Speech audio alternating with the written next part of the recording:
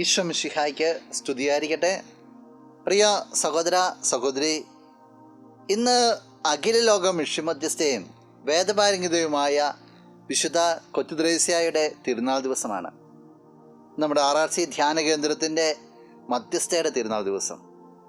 തിരുനാളിൻ്റെ മംഗളങ്ങൾ എല്ലാവർക്കും സ്നേഹപൂർവ്വം നേരുകയാണ്. നമ്മളിന്ന് ധ്യാനിക്കുന്ന വചനം വിശുദ്ധ മത്തായി അറിയിച്ച സുവിശേഷം 18-ാമത്തെ അധ്യായം 4-ാം തിരുവചനം. ഈ ശിശുവിനെ പോലെ സ്വയം ചെറുതാകുന്നവനാണ് സ്വർഗരാജ്യത്തിലെ ഏറ്റവും വലിയവൻ. ഈശോ ആരാണ് സ്വർഗരാജ്യത്തിലെ ഏറ്റവും വലിയവൻ എന്ന് പറഞ്ഞു വയ്ക്കുക? ഒരു ശിശുവിനെ പോലെ ചെറുതാകുന്ന ഒരു വ്യക്തി. വിശുദ്ധ കൊച്ചുത്രേസ്യയുടെ ജീവിതത്തിലേക്ക് നോക്കുമ്പോൾ ഈ ചെറുമയിൽ വലിപ്പം കണ്ടവള അവൾ അനുദിന ജീവിതത്തിൽ അവളെ തന്നെ എപ്പോഴും ഇല്ലായ്മ ചെയ്തുകൊണ്ടിരുന്നു. ഞാൻ വെറും മഞ്ഞുകണമാണ്, ഞാൻ വഴിപോക്കിൻ്റെ കാലിനടിയിൽ കിടന്ന് ഞെരിയുന്ന മണൽത്തരിയാണ്, ഞാനൊരു ചെറു പുഷ്പമാണ്. എപ്പോഴും അവൾ താഴ്വാരങ്ങളിലേക്ക് ഇറങ്ങിക്കൊടുന്നത് ശിശുവിൻ്റെ മനോഭാവം സ്വീകരിച്ചത്. അത് സ്വീകരിച്ച വഴി അവളെ തന്നെ ശരിക്കും ഇല്ലായ്മ ചെയ്യുകയല്ല, അവളെ തന്നെ താഴ്ത്തിക്കെട്ടുകയല്ല, അതിലൂടെ അവൾ സ്വർഗരാജ്യത്തിൻ്റെ ഉന്നതങ്ങളിലേക്ക് കയറി.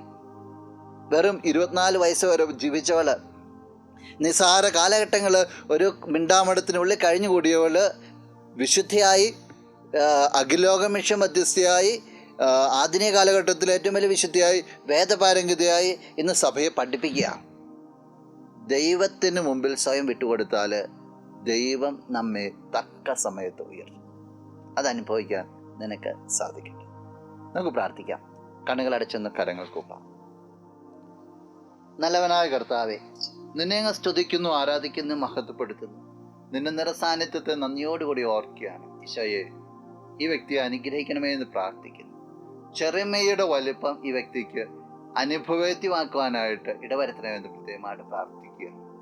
ഈ ദിവസത്തിന് വേണ്ട കൃപകളും നന്മകളും നൽകണം, ഇപ്പോഴും എപ്പോഴും എന്നേക്കും. ആമേൻ.